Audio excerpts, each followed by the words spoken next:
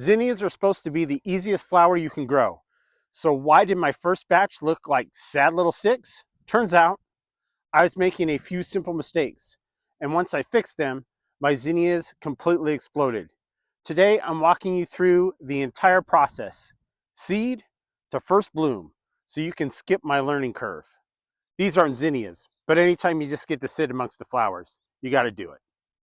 Welcome back to the farm. If you're new here, we grow cut flowers on just 1 acre, and zinnias are the backbone of our summer bouquets. Here's why. They're cut and come again, flowers. That means the more you cut, the more they produce. One plant can give you dozens of stems all season long.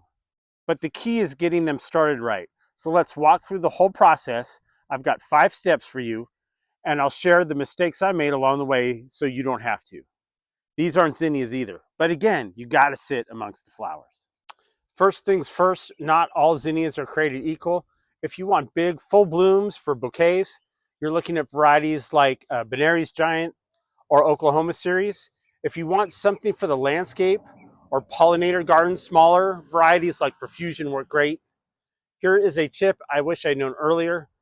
Buy from a reputable seed company. I've ordered cheap zinnia seed mixes online and gotten low germination.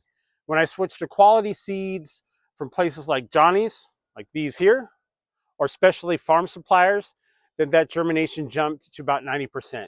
It makes all the difference in the world. For your first time, I definitely start with giants, big blooms, strong stems, and they're super forgiving. Pick your color, it doesn't matter. Step 2. Now here is where things get interesting. You have 2 options. Start them indoors or direct sow them outside. And honestly, both work, but there are trade-offs. Direct sowing is simpler. You wait until your soil temperature hits at least 70 degrees, drop the seed in, and let nature do its thing. The downside, critters love zinnia seeds. Squirrels, birds, they'll find them. Starting indoors gives you a head start, about 4 weeks before your last frost date. Use a regular potting mix, not seed starting mix. Zinnias are heavy feeders. Even as babies, potting mix gives them nutrients they need right away. Quick confession, my first year, I started zinnias indoors way too early, like 8 weeks early. By the time I could plant them outside, they were leggy, floppy, and honestly kind of pathetic. 4 weeks, that's the sweet spot. This right here is Coco Loco. That's my favorite potting mix. But whatever you use, I would stay away from peat. When peat gets dry, it's hydrophobic and will not be good for the seeds. Step 3. If you're going the indoor route, here's exactly what to do. I use soil blocks. The 72 cell size works great. Fill them with potting mix, press the soil down gently, and drop 1 seed per block, about a 1/4 inch deep. Cover lightly with vermiculite or more potting mix, water them in, and if you're in a dry climate, put a humidity dome on top. You'll see sprouts in 5 to 7 days. Zinnias are fast. Once they sprout, get them under good light immediately. This is critical. Weak light is the #1 reason zinnia seedlings get leggy and floppy. If you're using a windowsill, it's probably not enough. A simple grow light makes all the difference. And when those seedlings have 2 sets of true leaves, you're going to do something that feels so wrong. You're going to pinch the top off. I know it hurts, but pinching forces the plant to branch, meaning more flowers, way more flowers. I'll put up a diagram here, over here, somewhere in there, that shows you exactly where to pinch, because these are too little. If this is helpful so far, do me a favor and hit that subscribe button. We are a small flower farm channel, and every subscriber generally helps us keep making these guides. Step 4. All right, your seedlings are 4 weeks old. They're sturdy. They've been pinched, and now you need to get them outside. But you can't just throw them in the garden. They need to be hardened off. That just means gradually introducing them to outdoor conditions. Day 1, put them outside in a shady spot for a couple of hours. Day 2, a little more sun, a little more time. By day 5 and 6, they can handle full sun all day, and then just plant them out.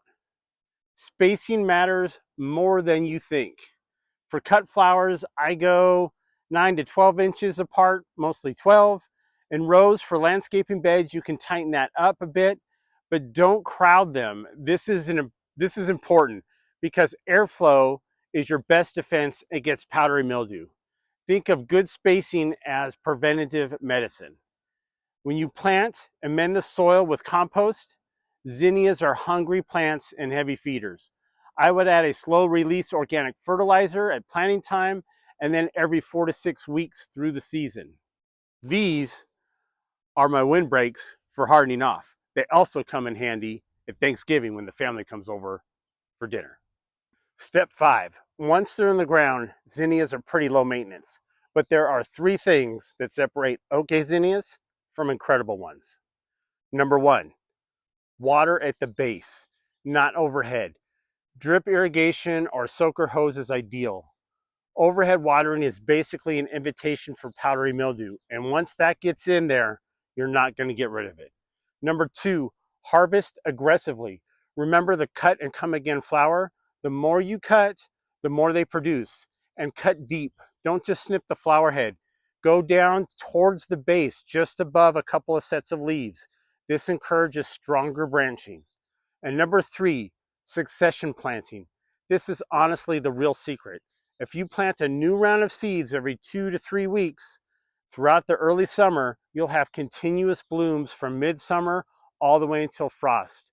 Most people plant once and wonder why their zinnias peter out in August. This is why. One more thing, the wiggle test. When you're ready to harvest a stem, grab it about 12 inches below the flower and wiggle it. If the stem seems firm and doesn't bend, it's ready. If it's floppy, give it another day or 2. I think I have a little video showing you how to do it. How can you tell if a zinnia is ready to harvest? Just shake the stem. This one's floppy on top, so it's not ready. This one is stiff, and the stem doesn't move. It's ready to go. That's it. 5 steps from seed to an absolute wall of blooms. Zinnias really are one of the best flowers for beginners. You just need to know the basics, and now you do. If you're starting seeds right now, I made a video on the 5 biggest seed starting mistakes that will save you a lot of headaches. I'll link it right in here. Drop a comment and let me know what zinnia varieties you are most excited to grow this year. I read every single one. Until next time, live life in full bloom.